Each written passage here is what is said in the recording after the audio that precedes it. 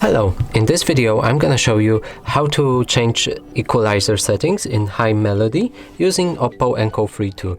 So we need to open the app, then we need our device connected and set up in the app, so it's actually showing up like this.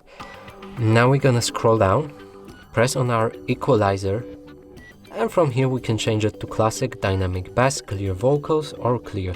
I'm gonna go for clear.